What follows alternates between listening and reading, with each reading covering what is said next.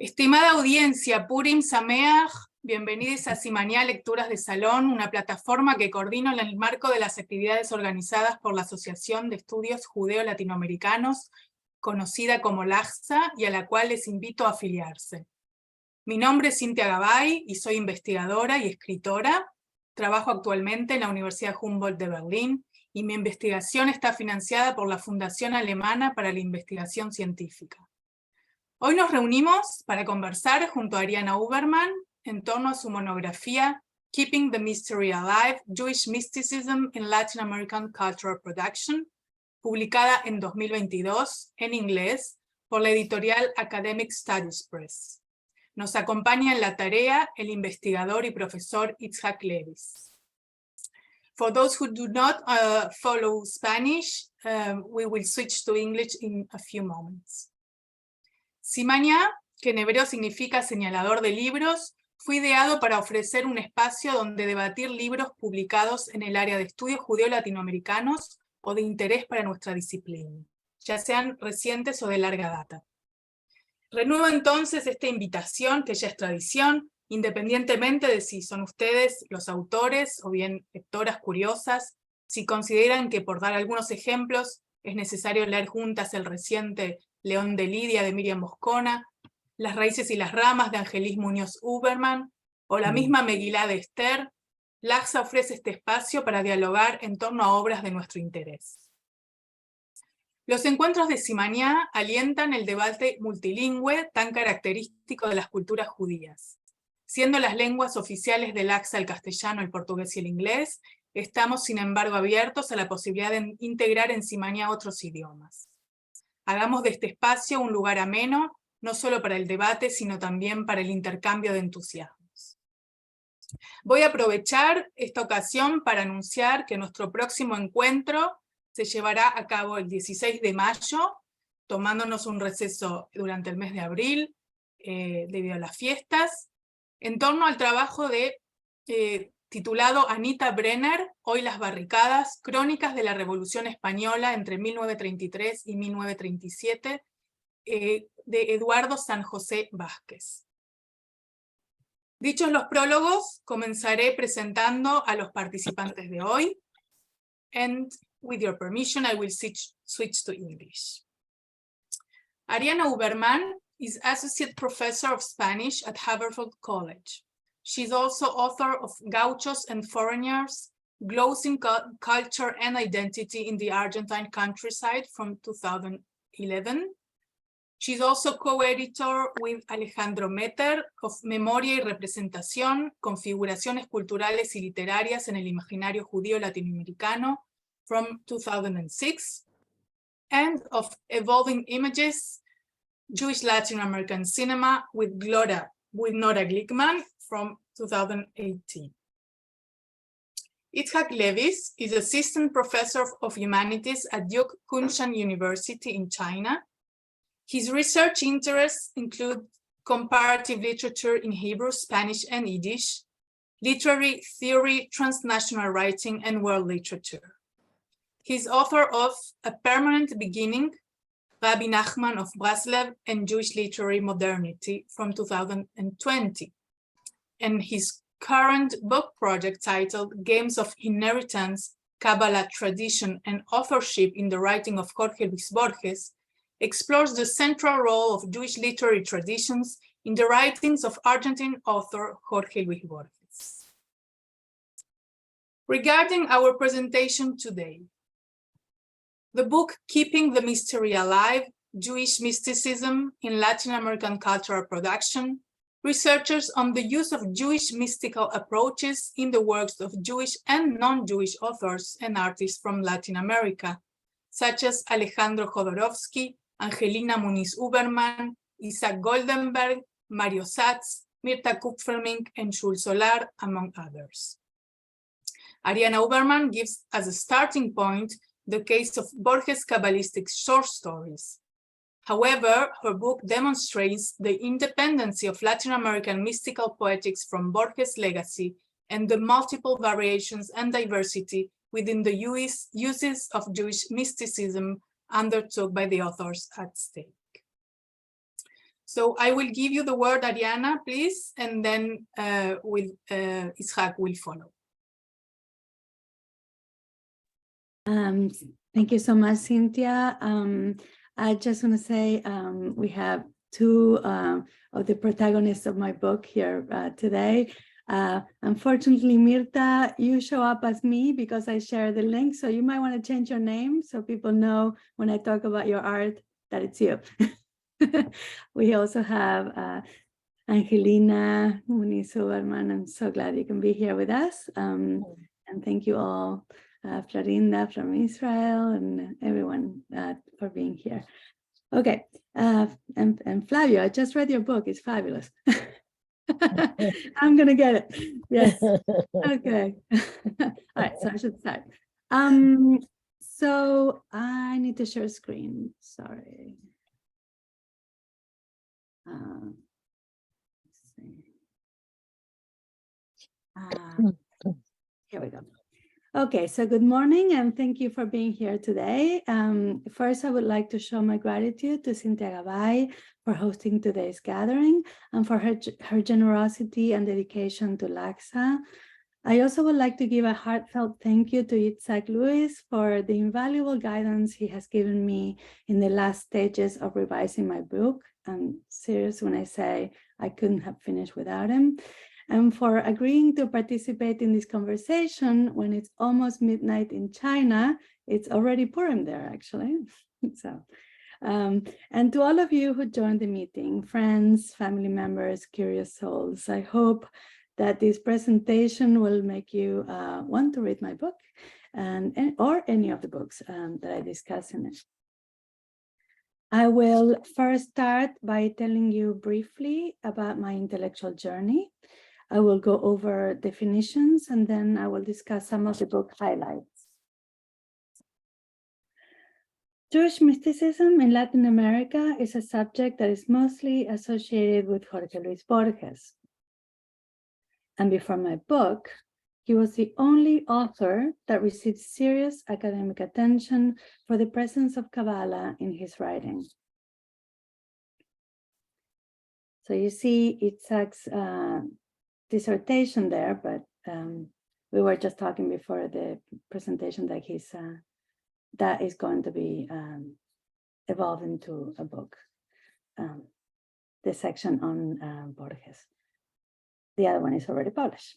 So in addition to the Kabbalistic themes that appear in his famous texts, such as Death on the Compass, the Golem, and A Vindication of the Kabbalah, most critics look at the impact that Kabbalah has had on his approach to writing. For example, Yitzhak Lewis invites us to read Borges as a Kabbalistic storyteller. And there is general agreement that Borges' ludic approach is very different from the faith with which a Kabbalist studies Torah, as Sosnowski explains in his seminal book on this subject. So while there are very good reasons why we associate Jewish mysticism in Latin America with Borges, the group of authors and artists inspired by Kabbalah and Hasidism is much broader. The purpose of this book is to explore their work and to open up these aspects of their writing and art to readers and audiences who may or may not be familiar with Jewish mysticism or Latin American culture. The goal is to go beyond Borges. The story of this book starts back in graduate school at NYU, when I first became interested in exploring the cultural production of Jews in Latin America. For my dissertation, I wrote about the gaucho figure in 19th century rural narratives. I worked with translation theory to trace the process of erosion to cultural boundaries that take place when the gaucho interacts with European travelers and immigrants in those texts. Later on, I developed my doctoral thesis into gauchos and foreigners. One of the chapters focuses on Alberto Garchunov, who pioneered our field with his famous compilation of short stories, Los Gauchos Judíos. Now that was my first incursion into this field. So when I heard about LAJSA, holding a conference at Princeton, I decided to attend. It was 1999, and to give you a sense of how much time has passed, the conference featured Leo Spitzer introducing his new book, Hotel Bolivia. I know many of you were there. Now, that LAJSA conference was life-changing for me. I checked. I have only missed 3 international meetings since then, and as most of you know, I've been part of the board for over 10 years, and I continue to be involved in many of our initiatives, including the website. So if you haven't checked it out, please do so. After the Jewish Gauchos, I wrote a few articles on Latin American literature in relation to Holocaust studies and the concept of Jewish memory. I co-edited 2 compilations of essays, one, Memoria y Representación with Alejandro Metter, and Evolving Images with Nora Glickman. Then one day I entered the world of Jewish mysticism, and I have been chasing its traces in Latin American literature and art ever since. All I remember is that it started with Alejandro Jodorowsky, and 16 years later, a year ago, he produced this book. Today I will address some of the main points that I make in the introduction. Chapter 1 deals with Alejandro Jodorowsky's treatment of the strange and the supernatural in relation to Jewish mysticism. In his films, public performances, comics, and writings, Jewish mysticism appears alongside Mexican witchcraft and shamanism, tarot, and popular Christian beliefs. In this chapter, I wonder whether he presents exotic renderings of Jewish mysticism. I also discuss how the family tree and creative genealogies, which play a central role in his work, inspire the healing practice of his psychomagic. And the last section of this chapter addresses the predominance of eros and danger in his representations of the mystical trance, mostly in his films, but also in his literature.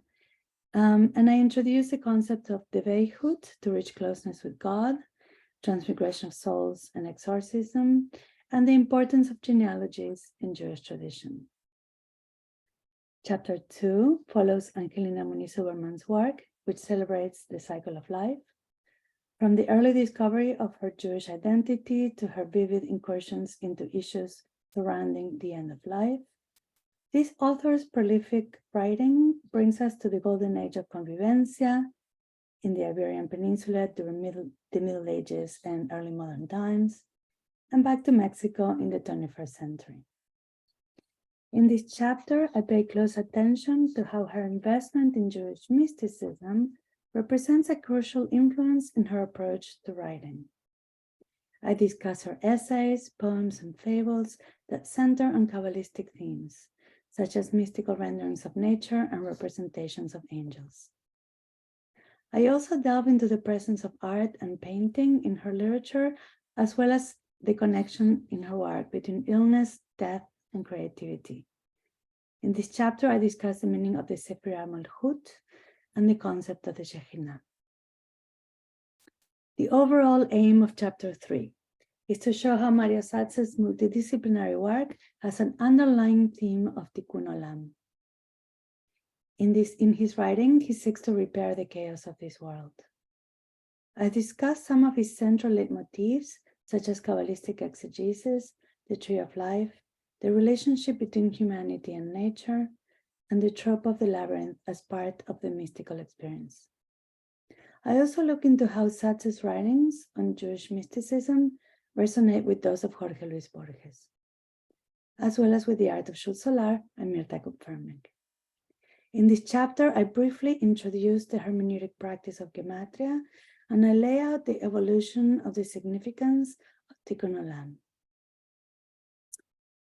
In the last chapter, chapter 4, I discuss Isaac Goldenberg's focus on mystical themes that include the connection between the earthly and divine realms, as well as between human beings and other forms of existence, such as Tibuks, ghosts, and wandering souls.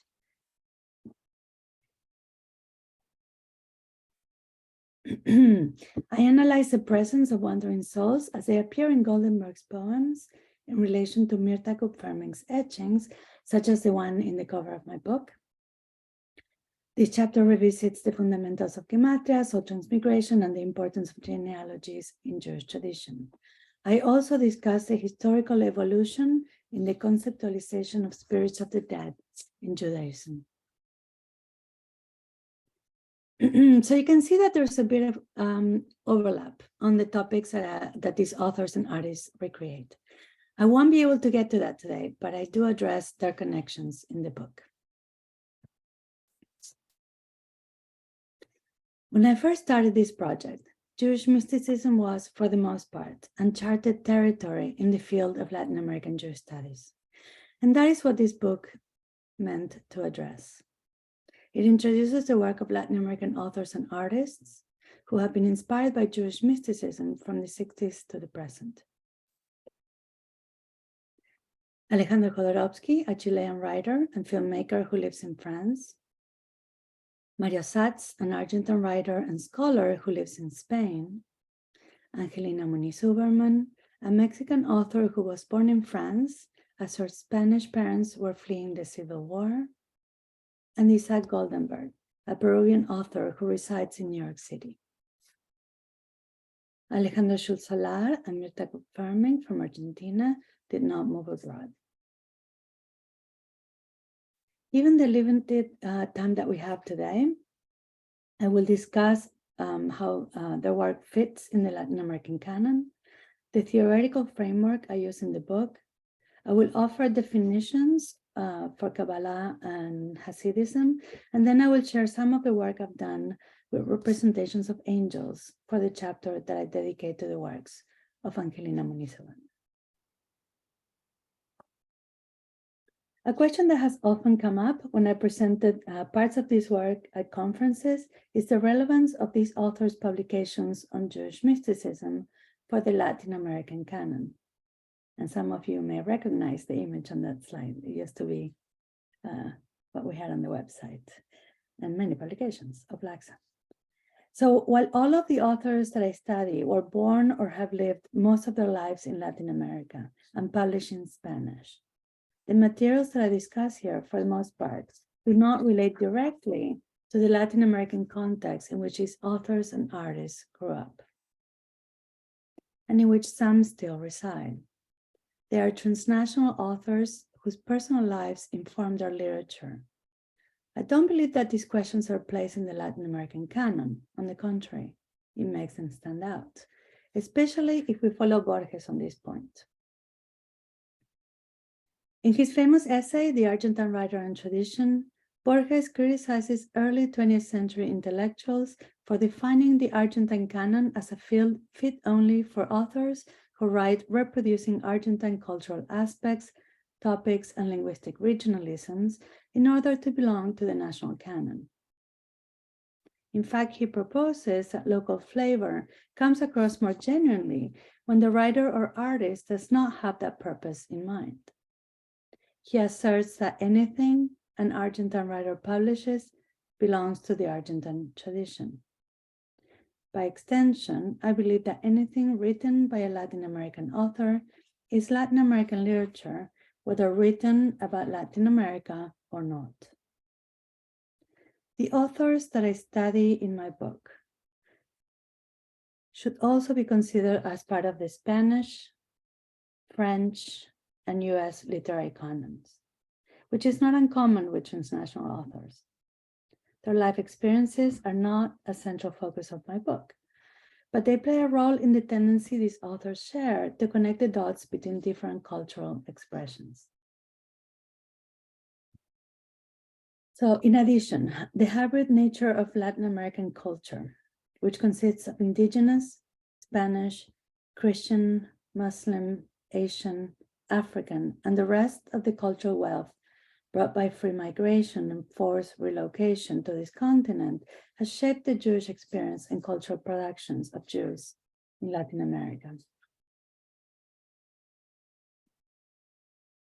For the theoretical framework, I rely on multiple disciplines to discuss the different levels of engagement that these secular authors and artists have with central themes from Jewish mysticism: literary, film, and art criticism, history, Jewish studies, and contemporary Kabbalah scholarship.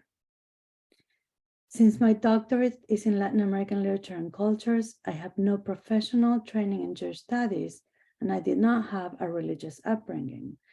My work is conducted within the field of literary and cultural studies.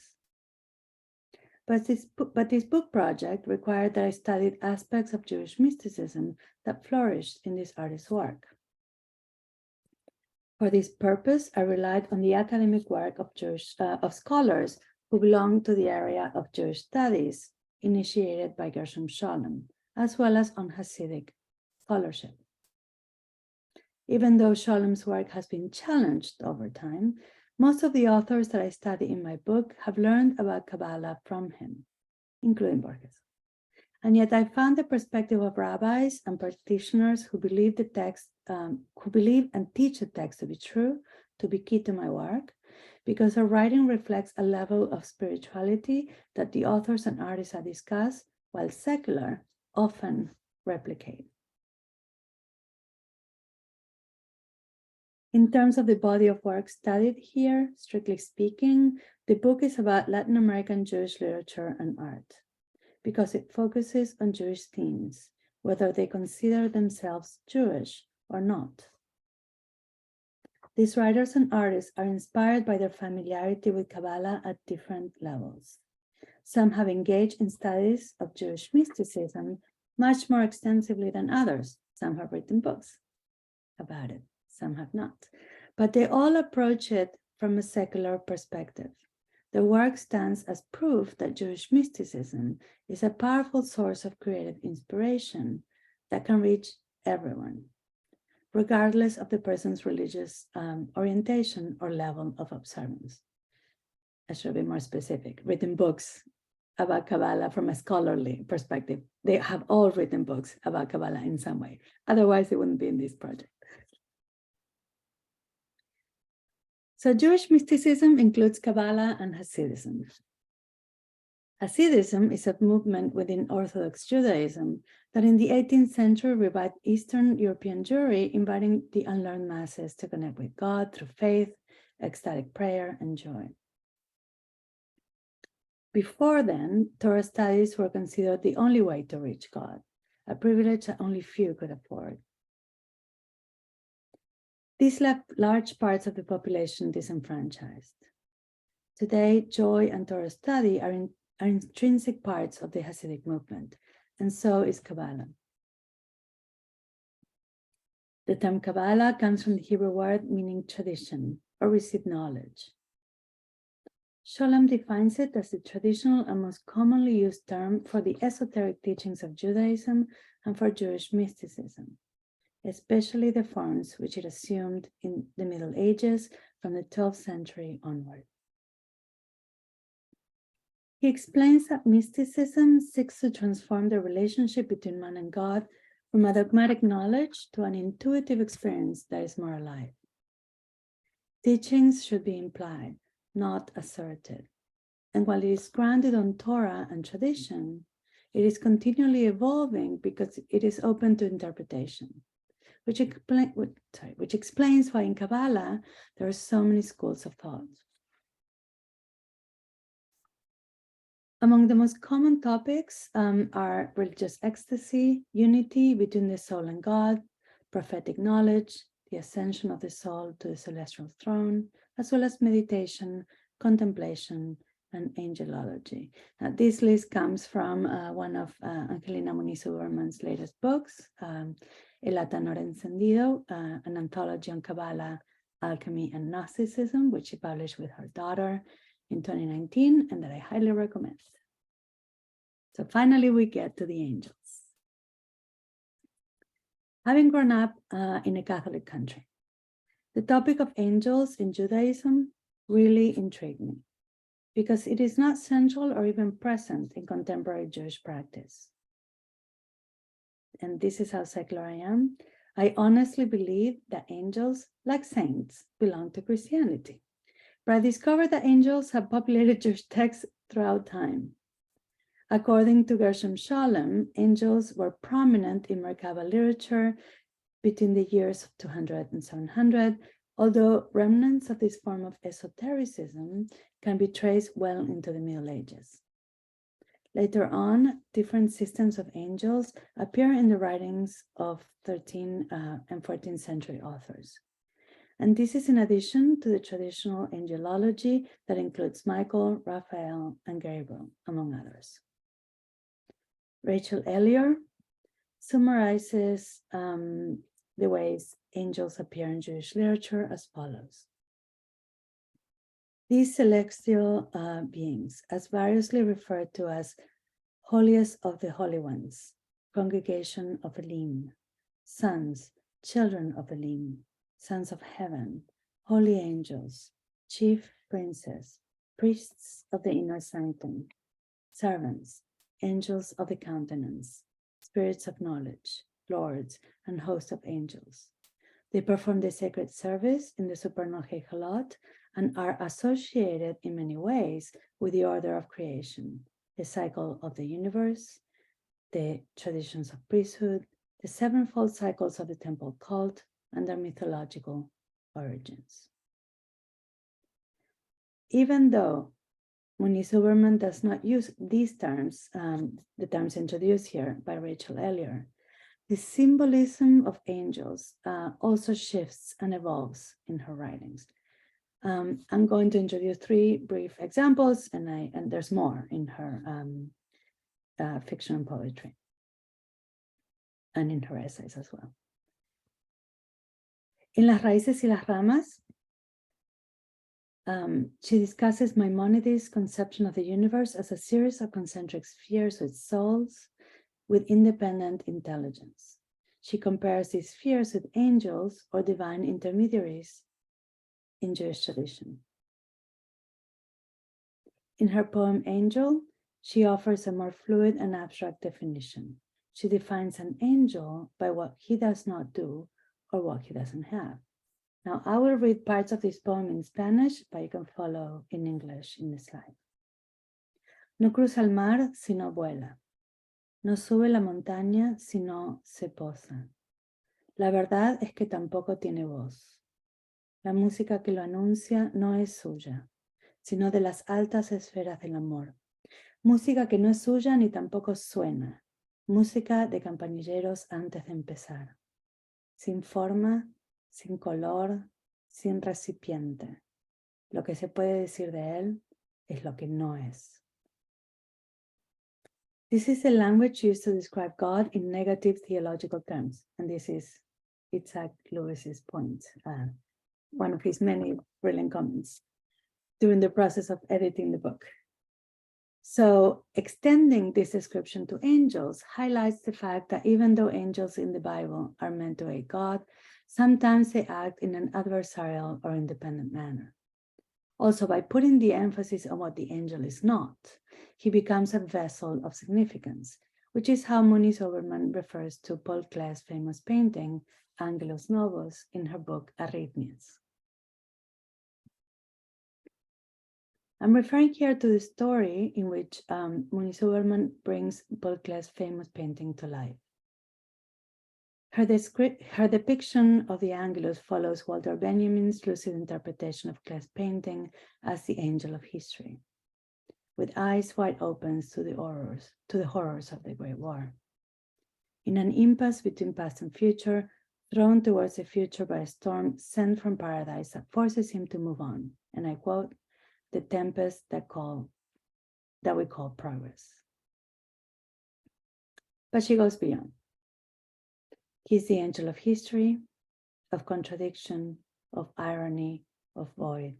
He's the angel of all angels, a messenger, indecisive, solitary, sure of himself, lost among men, in no man's land, a traveling angel, a human angel, angel human, trapped, without a destiny, without hope. In sum, un ángel de múltiples interpretaciones. The uncanny tension of the Angelus Novus caught in mid-flight finds echoes in Jules Solar's paintings. For example, Dos Anjos portrays two angels who seem conflicted, with anger in their eyes. They're surrounded as though they were trapped by fluid, fiery shapes. Their flight is interrupted, yet they're looking forward, determined to get through obstacles. From their hands and heads irradiates a source of energy, and they reflect a luminosity that inspires optimism. They may be able to make it through, but the image focuses on the conflict, the interruption, the tension between intent and obstacle. Different from Claes Angelus, the obstacle is in front of them, not behind them. The conflict is not part of history, but it's in the present time. Yet the conflicted aura of the Angelus is present in Dos Anjos. These angels are caught in conflict.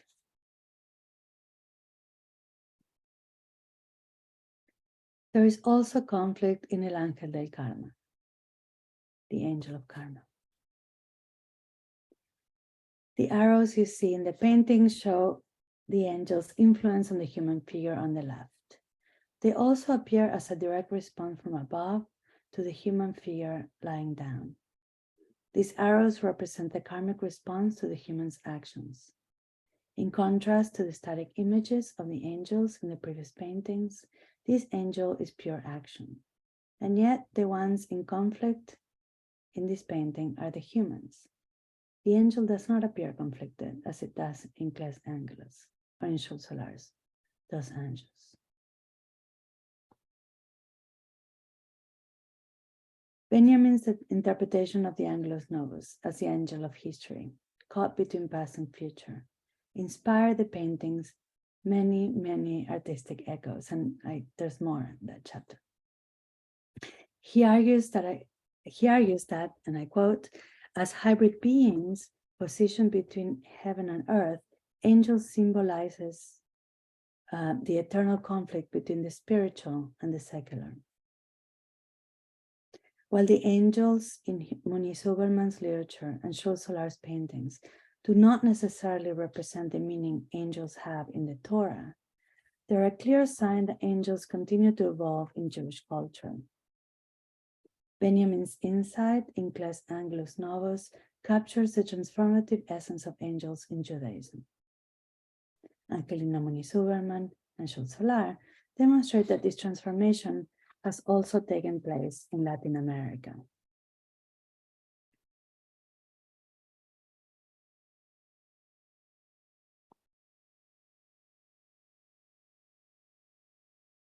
What continues to intrigue me is what these authors and artists' treatment of Jewish mystical themes reveal about their respective creative processes, because they offer a fascinating new dimension to the cultural production of Latin America. They're also a testament to how much the field has grown since Borges entered the Kabbalah garden. But more work needs to be done in this area. The Latin American literary production that deals with Jewish mysticism is not limited to the authors that I discuss here. The authors and artists that I selected as a main focus of my book are the ones that have the most significant volume of work related to this topic. But other Latin American authors have produced texts with varying degrees of engagement with Jewish mysticism. All of these authors have written texts that allude more or less directly to Kabbalistic themes. In terms of art, in addition to Mirta Kupfermink and Jules Solar that I discuss in my book, there are other Latin American artists that have been inspired by Jewish mysticism. It might also prove fruitful to look into how these cultural products relate to literature and art inspired by Jewish mysticism in the US, Israel, and elsewhere.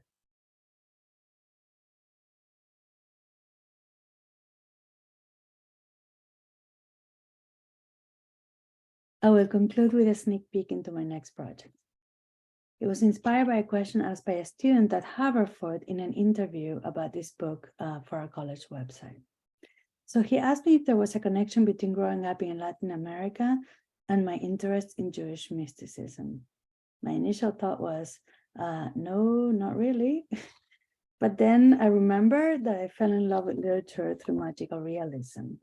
And there are common aspects between the wonder and the unexplainable that are part of everyday life in the literary style we know as magical realism and in Kabbalistic literature. Eitan Fishbane has started this line of inquiry in his interpretation of the Zohar. I plan to study the work of some of the authors and artists I introduced here today in this slide. And I will be presenting the first paper on this topic at the next LAJSA International Conference at Brandeis University in July. So thank you so much for walking with me through my esoteric wanderings. I hope that I have demonstrated that there is joy in being lost in the mystical labyrinth of Latin American literature and art. I'm going to stop share and invite Yitzhak, who is going to share a few comments and ask some questions before we open to questions from everybody. Thank you. Thank you very much for the presentation. Wonderful summary of the book and also where it's leading you on the next project. I really enjoyed reading this book and thinking about these topics, especially because I'm so narrowly right in the world of Borges with my own work. It opened many eyes for me, more eyes than I knew a person had. Maybe angels have this many eyes. I thought that what I would do firstly is just make some general comments that lead to questions for Ariana to answer, and in so doing, try to highlight, right, or touch on a couple of the topics, a couple of the arguments in the book where I find the project particularly innovative and compelling. I'm sorry, I'm also distracted because for some reason, all of the participants' images are cycling through, being pinned on my screen. Oh, sorry, okay, all right. So now I just see myself very large. That's also uncanny. So there's two points that I would like to make. One about the beyond Borges argument, and the other is about integrating visual art into this project. So it of course catches my attention that you not only begin your presentation with Borges, but that you frame the argument in your book with Borges and use him as a point of departure from which to launch a separate, innovative project on Kabbalah in Latin American literature. Borges is such a looming character in Latin American literature, and the attention that he receives, especially, not only, but especially right by those who are interested in Kabbalah in Latin America, might give us the impression that he's the quote unquote progenitor, right, in some way, of 20th century Latin American literary engagement with the Kabbalah.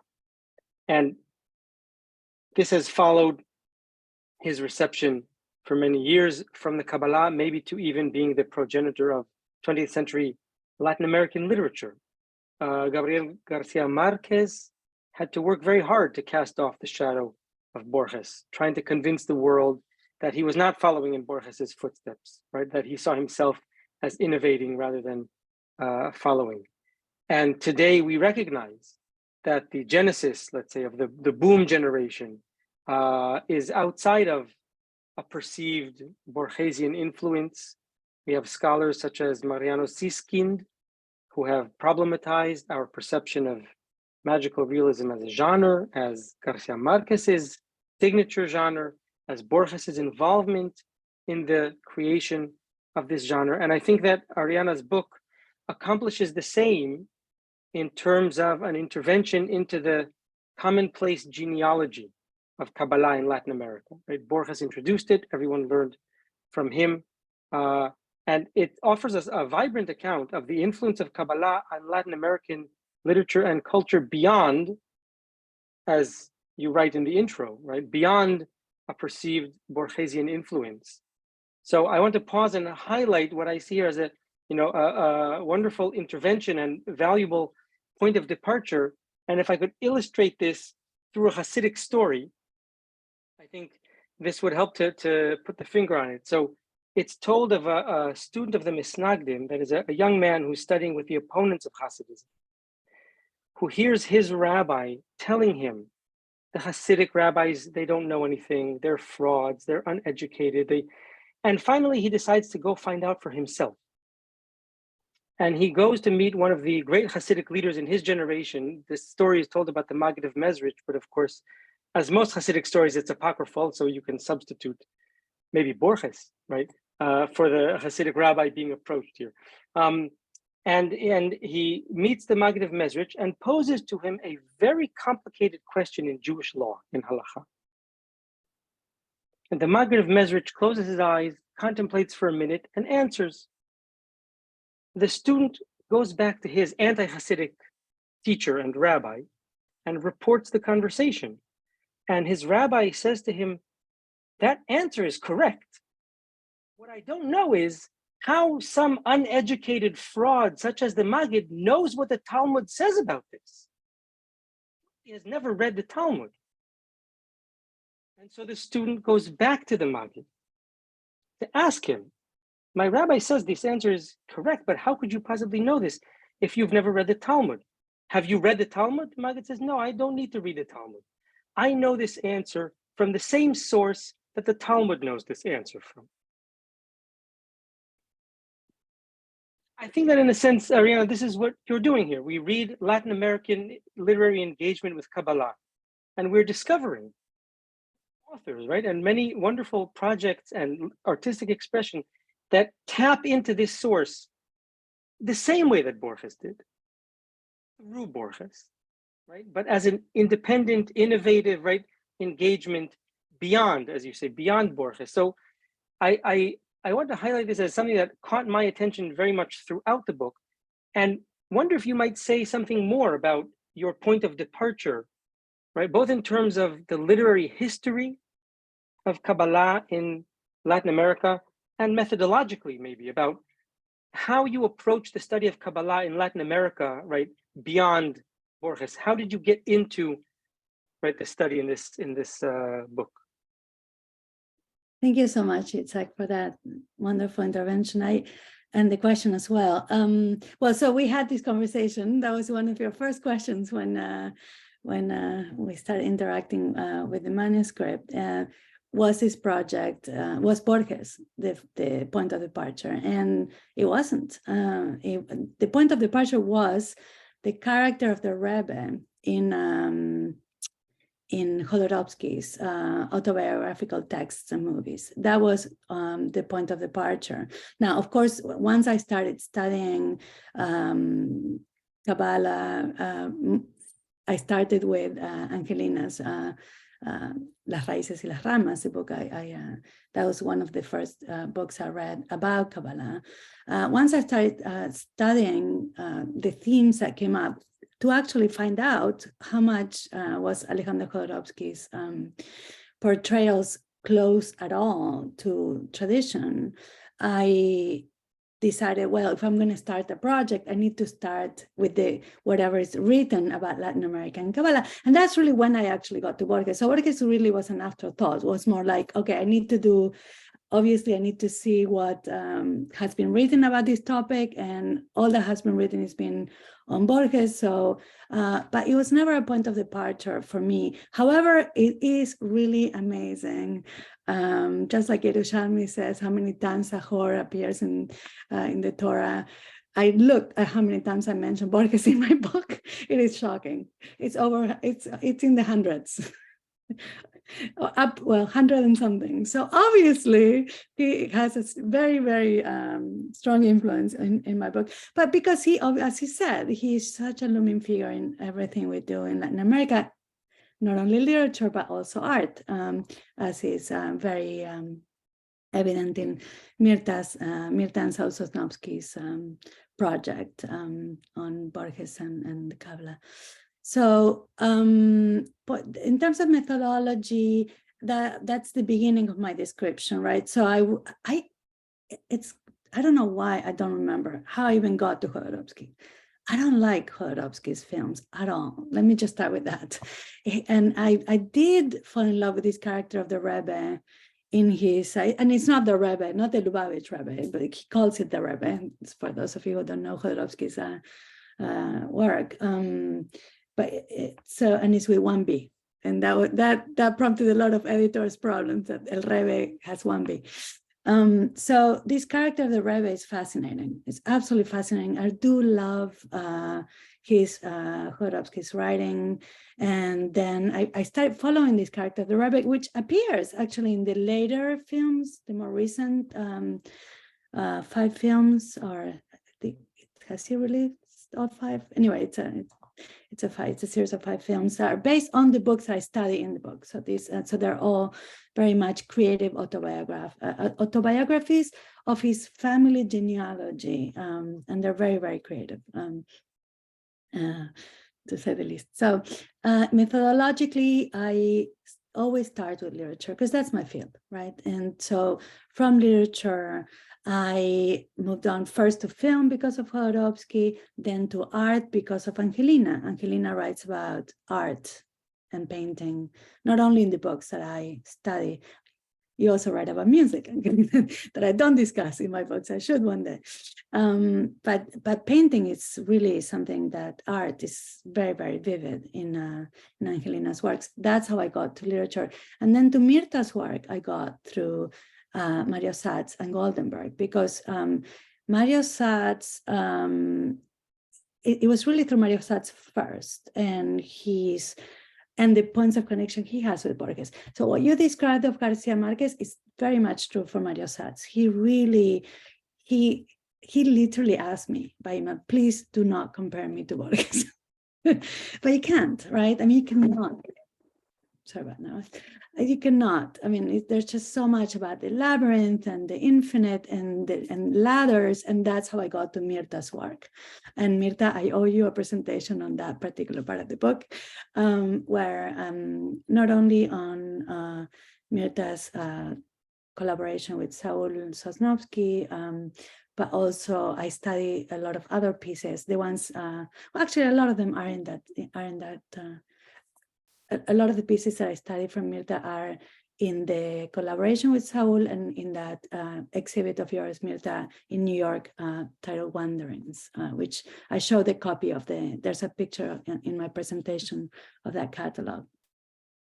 So those are the ones that I study in the book in relation to Mario Satz. So as you see, in terms of methodologically, I would go from literature to, usually I would go from literature to scholarly sources of Jewish studies, then to Hasidic scholarship. That was unbelievably helpful to start reading those texts, and then to art in some sort of rotation.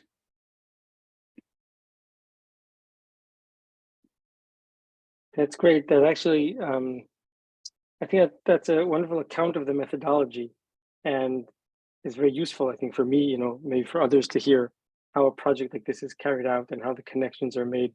And that also sets me up for my next point, which is exactly to talk about visual art in the book. I'm not an expert on Kabbalah, but as a student of Borges and Kabbalah, I sometimes get asked to say something about Kabbalah, or invited to say something about Kabbalah. And so it happens that partway through my comments, someone asks, aren't you going to show the image of the 10 Sefirot, of the 10 emanations? And I say, no, I'm actually not going to talk about that at all.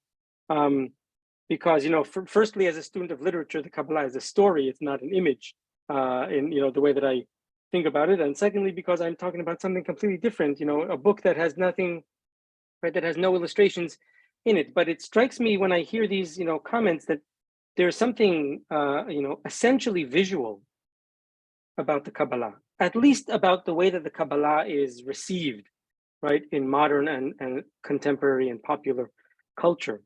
And so I think that the way that your study appreciates the literary and the artistic qualities of the Kabbalah is very refreshing because I'm sure you found this as well in reading the source, right, the academic sources on Kabbalah. This is really lacking in the more common study of the Kabbalah that follows from Sholem's work, right, and has a strong orientation towards religious studies or intellectual history, right, not art, narrative, visual studies, right?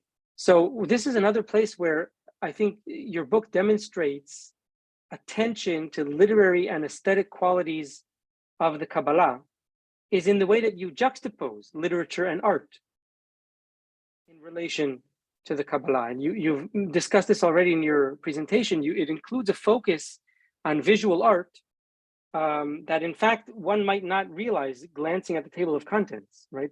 How important visual art is in this book. And you demonstrate this discussing Paul Klee and Sur Solar and Ariana Huberman all together, right? As an example of how this book brings visual art, not only Latin American visual art, European visual art, Jewish visual art, right? All into conversation in a wonderfully interdisciplinary way, putting paintings and narratives, right, in conversation with each other. And I think this is also methodologically very innovative. So I would love to hear more about that aspect of the work as well. The connection that you see between literature, visual art, and Kabbalah in your own book, and how you go about working with such diverse materials, right, in the, within your project. Thank you. Yeah. Well, with a little bit of chutzpah and a lot of help from my friends. So basically, the way this is the first time I write about art. I have written about film before, but not about art. And the part that I presented today was one of the entryways. So in some ways, Angelina writes about Klee, right? So I'm writing about what she's saying about Klee. And then I go from there to other representations of angels in the text. And I remember that there's are there other expressions of art in Latin America that could illustrate and could interact with these, with Jewish Latin America and Kabbalah. That's a simpler answer. The more complex answer, which is, I think, where you started the question, which has to do with the importance of the visual in Kabbalah.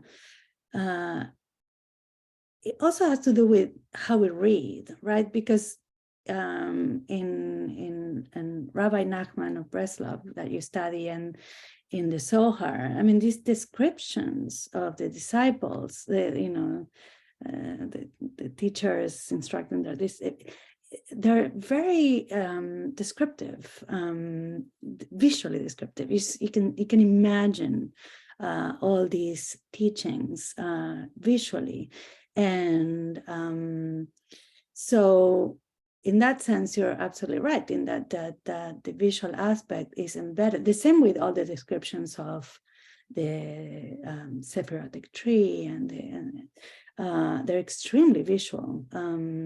And so whether we're reading the text, describing the images, or we're looking at artistic representations of the images, you're always still engaging in understanding or following the journey of learning.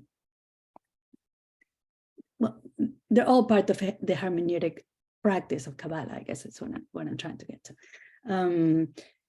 And I'm lucky to know some of my artists and authors, and I can ask them questions, right? So that's the other piece, is that just like I rely on Jewish studies scholars, and I rely on Hasidic scholarship, and I rely, I also rely on art critics, for example, right? I don't pretend to be an art critic. I cite art critics in my book, and then I ask the artists, right? Which is why, if you see that list of artists, I hadn't originally thought, you know what, when I finish this project, what I'm going to do is I'm going to study all these other artists. And then I thought, no, I'm not an art critic. I can work on Mirta's work because I can ask her questions, right? And because she's a Jewish artist, right? I mean, and the same with the authors that I cited that are tenuously playing with Kabbalah. If they're not intentionally writing about Kabbalah, I can't really get to it. You know, there's just not enough depth of knowledge on my end, or not enough skills to read abstract art that's not very obvious. And there's also not enough written. So Mirta is incredibly well established. Shul Solar is incredibly well established. So I can also rely on the articles about their work, right? So in terms of how I connect those pieces, that would be my answer. But I think Mirta had a question. I don't know if is it related to this, or you want to wait? Let's see, do you have more commentaries before we open to questions? No, I think this is, we'll have some time for others to ask questions. Please, yeah, feel free. Okay, so Mirta, do you want to start?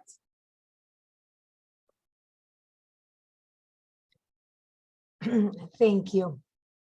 Thank you, Ariana. Thank you so much. A honor for me to be part of your book. And thank you, Yitzhak. So interesting, everything what you said. You know, I wrote so many notes when you were speaking, because what is most interesting for me, and I don't know if it is a question, an answer, or both together, is that you were born as scholars, let's say, and I was born as an artist. Now we are mixing our fields.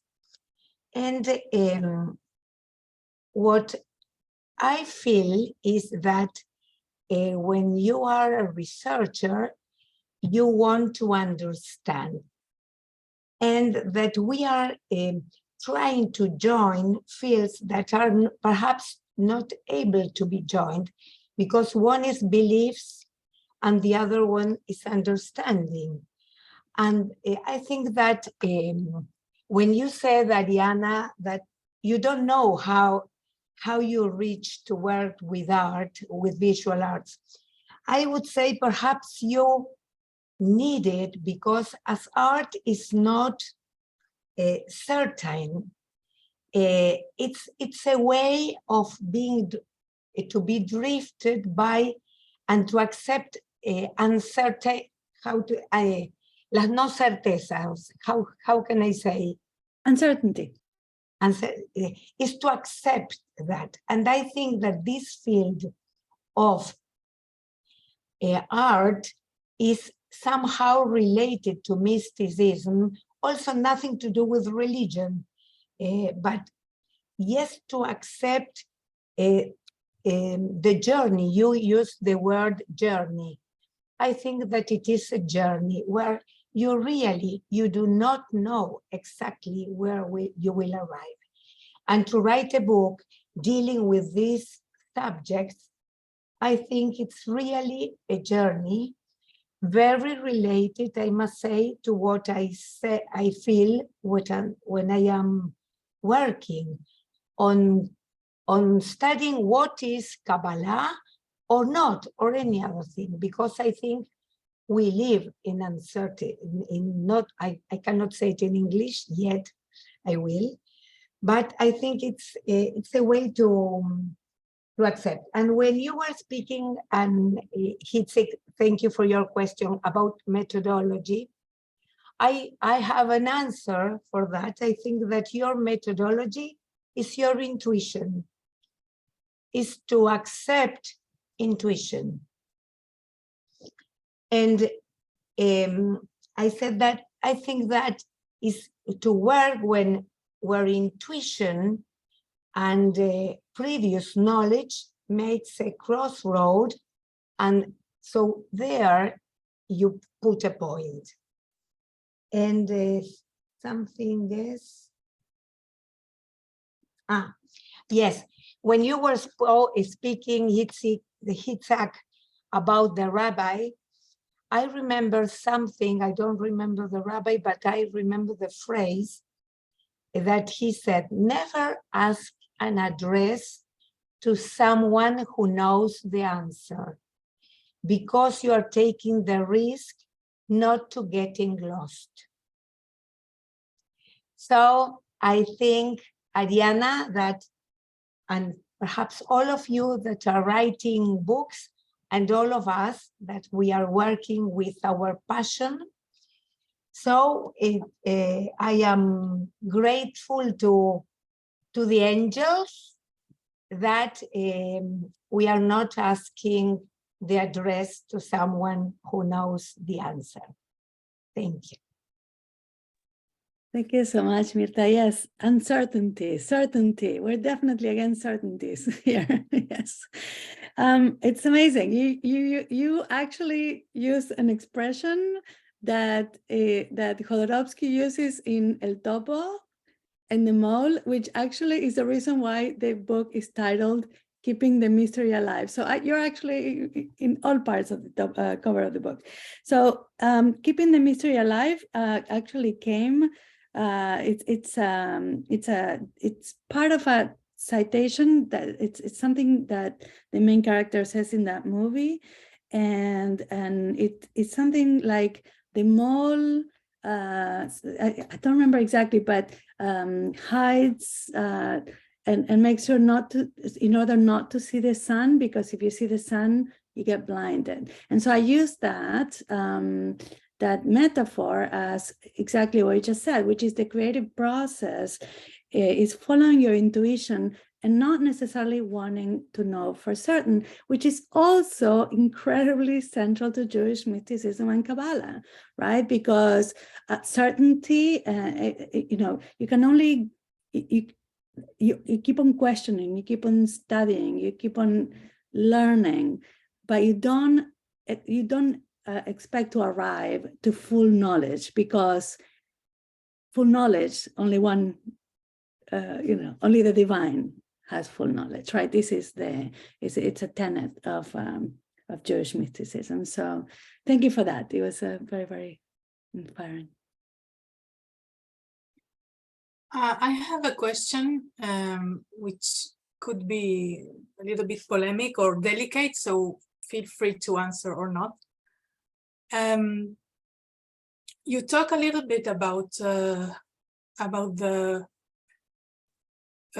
possibility or the I'm talking now from a cultural perspective. Yes. How do you see authors who are not Jewish using Kabbalistic topics? You talk regarding Jodorowsky and asking yourself if this is a kind of exoticism he's doing, and that in this case we could even talk about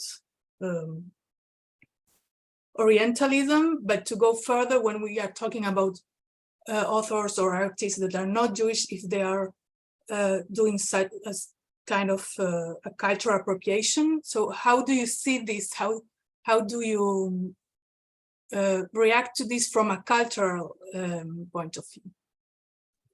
Well, I am actually perfectly comfortable with anybody writing about Jewish themes, whether they're Jewish or not. That's the definition of LAJSA, right? I mean, we study Jewish themes, whether the authors or artists are Jewish or not is completely irrelevant. The issue with Jodorowsky himself, who actually, technically, he is Jewish, right? Like both his parents are Jewish.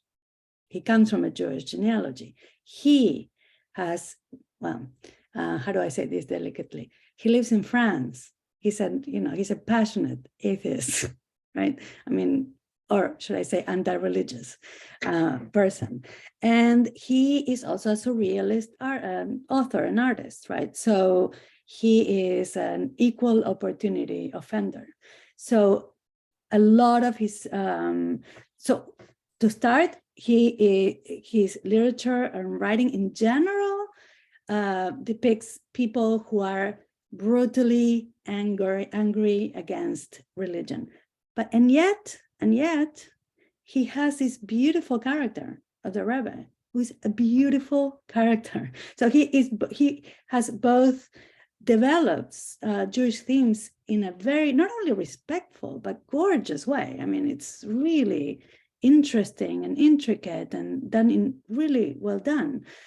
And yet he also has in his films, La Danza Sin Fin, very anti-Semitic depictions of, awful stereotypes of Jews, and which has more to do with his psychomagic and his idea of cutting down the family tree and getting rid of the burden of your ancestry. So there's many floating pieces in terms of his representation of Jewish themes. And so I don't have a problem with non-Jews dealing with Jewish themes. I do have a problem with Jodorowsky replicating anti-Semitic tropes, absolutely. And yet I also understand it within his surrealist aesthetic, right? So it's super complicated, but that's a short answer to your question. Yes, I think my question wasn't really an ethical question. It was more about how do you understand culturally the phenomenon? I know Jodorowsky is a very complex case in many ways. And I think the more he depicts Judaism in different ways, the more he's developing this facet. But the question was beyond him. Yes, of course. Okay. It's not related to him. Not related to him. Yeah. Exoticism. Well, yes. That question. Let's just say I answer that question in terms of exoticism and Orientalism and all the things in his chapter. So I do relate it to him because he's the one that represents Kabbalah vis-a-vis, shamanism and Mexican witchcraft and all these other esoteric religious expressions or esoteric expressions. But in general, appropriation, honestly,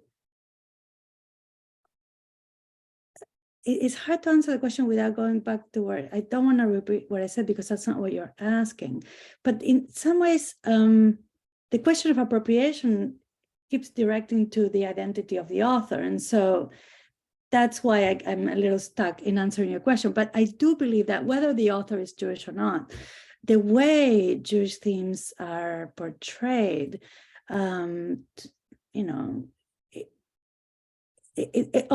first of all, okay, maybe we should back up.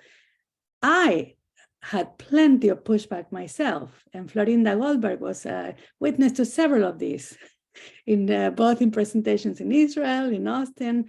I myself, and I had this problem at AJS, had problems with people having pushing back on me talking about Jewish mysticism. Let's start with that. So it's not about whether you're Jewish or not. It's whether you actually have enough knowledge, whether you are in the know, whether you are a Jewish studies scholar. Jewish studies scholars were particularly uncomfortable with me treating this topic.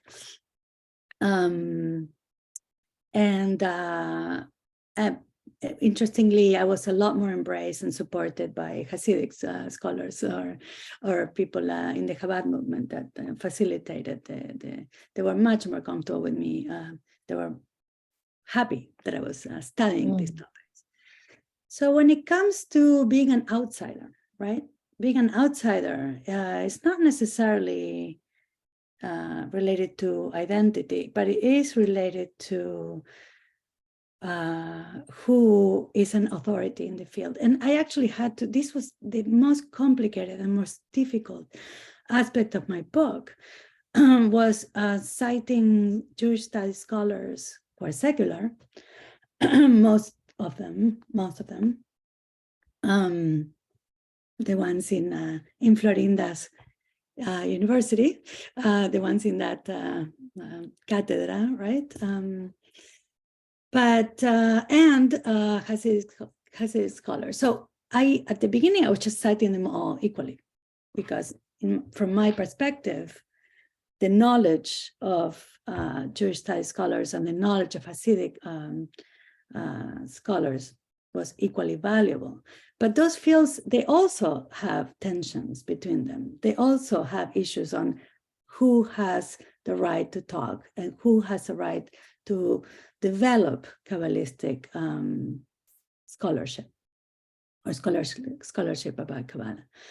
And it wasn't until the Chabad rabbi at Haverford introduced me to the one Hasidic person who is also doing a PhD in Jewish studies in Europe, that he actually helped me navigate these difficult territories so I wouldn't offend each other. And it was a very simple solution. He said, tag them. You know, that's why I said, Rabbi, sorry? Tag them. I had to tag each.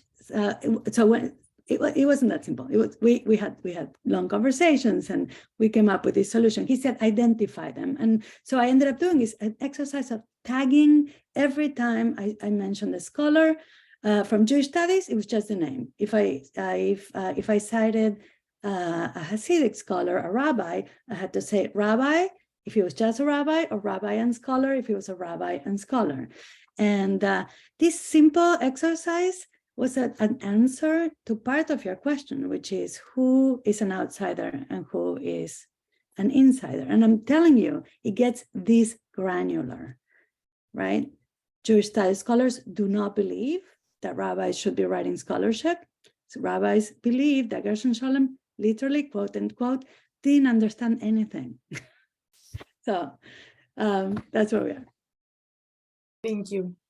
I was just coming back a little bit to what you started to say about identity. I was thinking more in the sense of what role it plays in the poetic of each artist. For example, if an artist or a author who takes who makes like syncretism of a lot of different cultures.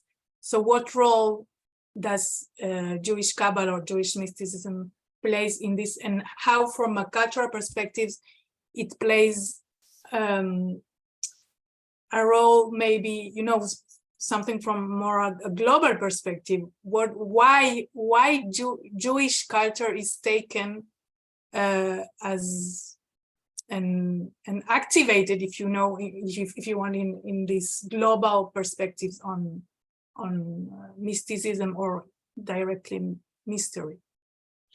Yeah, well, there's this Israeli scholar, Boaz Haas, who has written and studied a lot about this, specifically related to the Kabbalah Center, in the Kabbalah Center, right, Yitzhak? Yeah, the one with Madonna and all these famous people studying Kabbalah, and whether, you know, it was, you know, as you say, a way of appropriating or exoticizing something that obviously believers take very seriously, and also scholars take very seriously, and that used to be very sacred and untouchable. Now, attitudes towards who can study Kabbalah have changed, and yes, there are a million different opinions about who is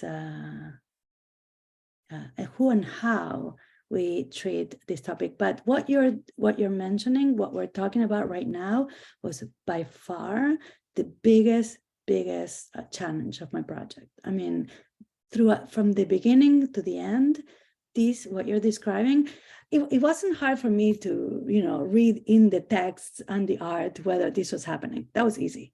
What was hard, well, easy, I don't know if it was easy, but it's what I do.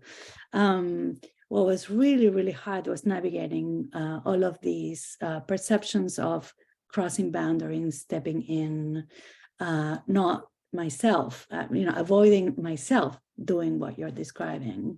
And I mean, I was flat out, at one AJS presentation, I walked out and somebody basically dismissed my work as hippie, what do you call it, New Age, which now that I read Boaz Haas, I should have taken it as a compliment. At the time, I was, because he actually studies the value in that. And actually, one of the rabbis that I cite in relation to the environment and ecology, and those are in the chapters of with Maria Satz, is Rabbi Seidenberg. Is a New Age Hasid, right? He's a New Age Hasid. This is a movement, and so I'm saying it's, what I thought was like just dismissive superficiality. There's more depth to it now, I know, to this New Age movement. But anyway, it's there's a lot there for sure. Yeah. We have two questions. Let's start Yes. with Yitzhak and then Mirta. And here, Angelina. I think Angelina was first. oh, yes. Shall Yes, I Angel- start? Shall I Yes. start? Okay. Well, first of all, I want to congratulate Ariana from the deep of my heart, because I think it's a very original work. It's a very profound investigation, and going around the word mystery, which is mysticism, the etymological root, just to keep it alive. And alive is very important also in the title, because what has no explanation, you can keep it alive even, and you can make a critic, and you can make an investigation, research. It doesn't matter. I will not divide reason and passion. I think they are all united, because even if you use the reason, in that moment you are using your passion to use the reason. I don't know if I explain myself, but there was another thing that, let me see. Oh, yes, that even scientists, when they find something they call, like Archimedes, eureka, no?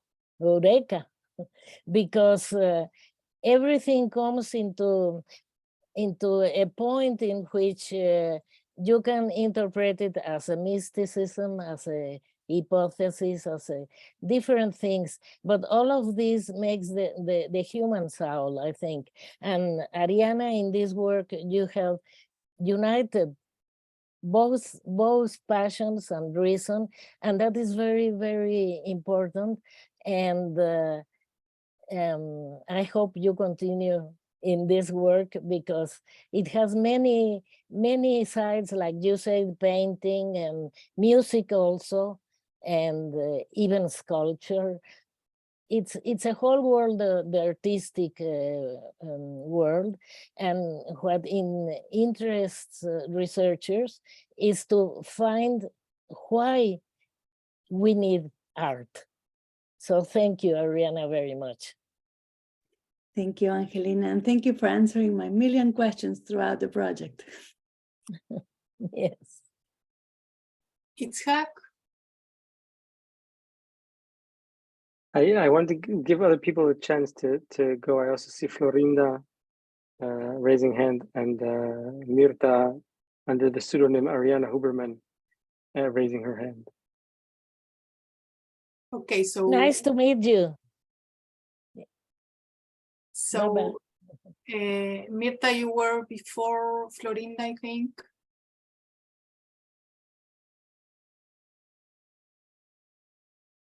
It's okay. It was very similar to Angelina. It's okay. Thank you. Okay, so Florinda. Okay, The same to you. a few comments that may or not be connected. Moshe Idel, in his book about the golem, and in all his books, stresses the fact that Jewish mysticism was deeply connected with another aspect, which is magic, and that the Jewish establishment tried to hide this aspect because that was dangerous in the face of general society, Jews had enough problems without being thought to aspire to be magicians. And I think this was one of the reasons, I don't think, sorry, he says it, why mysticism was, of mystic activity, was limited to few. I mean, it was not authorized for everybody. So I was wondering in what measure this hidden magic aspect of mysticism, I mean, what does magic mean? That the mystic experience is not only uniting directly with the Almighty, but also gaining supernatural powers. Now, Borges incorporated some of those aspects, especially in Las Ruinas Circulares, and of course in the legend of the Golem is that, of course. And I was wondering whether other authors dealing with Jewish mysticism have been interested in that. I can feel a little bit of that in Garcia Marquez, in the way Melquiades has supernatural powers. But I mean, I think it's an interesting aspect to keep in mind. To put it a little bluntly, Jewish mysticism wasn't only theoretical or experiential. It had a practical aspect, the practical possible outcome. Now, and the second remark I want to say, and I'm very sorry to mention that yesterday the Jewish intellectual community lost a very prominent figure, which is also our kind, Professor Shalom Rosenberg.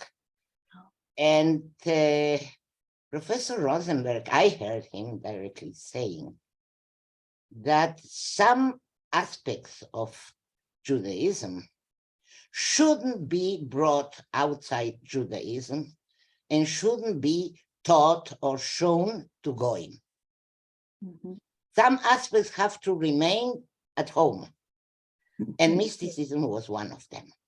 Mhm. Now, it's not the place or the point to argue with that, to say if he was right or wrong, but I think he was representing a very strong and ancient line in Jewish relationship to those aspects of its own experience and its own development.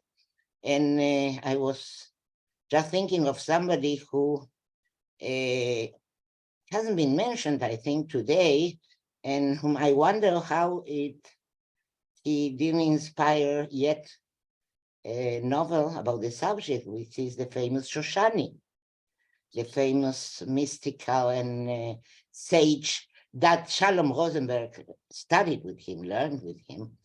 And that was a very singular case of a Jewish, also a lamdan, somebody who was very much, knew much about the written word, but had also mystical experience, or at least knowledge of mystical experience. And because things happen in this world, he ended in Montevideo and somehow became part also of Latin American Jewry. These were my remarks. Thank you very much for letting me tell you about it. Thank you, Florinda. That's why I always love having you in my audience. You always, I'm always like, oh, Florinda's talking. I'm gonna taking notes, because you really always give me great suggestions. There's a whole section in the book. My pleasure. There's a whole section, if you read the book, the whole section on Mario Satz and numerology of the heart. That was a response to a question you asked me at a conference. Okay. You sent me in that rabbit hole. Yes. Well, of the comments you made, the only one I feel I'd like to just say something about is the hidden magic and Jewish mysticism and the practical aspect, right? Like you said, into like Melquiades and even in Borges, in Las Ruinas Circulares. I mean, yes, it was always there. We have the book on magic and superstition, Trachtenbaum as well, right? Trachtenberg, right, is the name of Joshua Trachtenberg. Magic and Jewish mysticism, magic. And the long and interesting and curvy road between how much we or the history of Jewish mysticism has accepted this connection with magic. To me, it's fascinating in itself. And I think that will be a fabulous way to start in this inquiry with magical realism. That's a very, very clear bridge in terms of how do we understand magic in relation to Jewish mysticism and how magic appears in magical realism. So that's a great way to think about it. In the authors that I study, the one that flirts with this idea the most by far is Jodorowsky, of course. And because obviously the exercise of any ritual or even any intellectual exercise that aims at embodying the divine powers obviously is disrespectful. So obviously it's very attractive to him. And I have to think about how if I see it in anybody else. Angelina, do you see it in your work at all? Do you see? I mean, I separate magic, but I accept that it's very attractive, very interesting. Why? What are the mental ways of finding magic? And I think that for many people it's even a necessity, but not in my case. But I accept because all religions, all kind of people, different peoples all around the world, they always have this this aspect of magic, because it's also a mystery. It's also something that tries to explain what is not explainable. And if you believe, and it's connected with faith and belief, and then it gives you some confidence, some tranquility, because then you ask, what I'm doing here, it's better if I die, because things are so horrible, no? But this tries to pacify magic, I mean, to make it more easy life. And that is why in all kind of peoples it always appears. And then the reasonable part, as I was saying just before, says no, that's not good. So I think it's a problem that you cannot solve. It's like a good and evil. What is good for someone, maybe it's an evil for the other, and vice versa, no? So those are the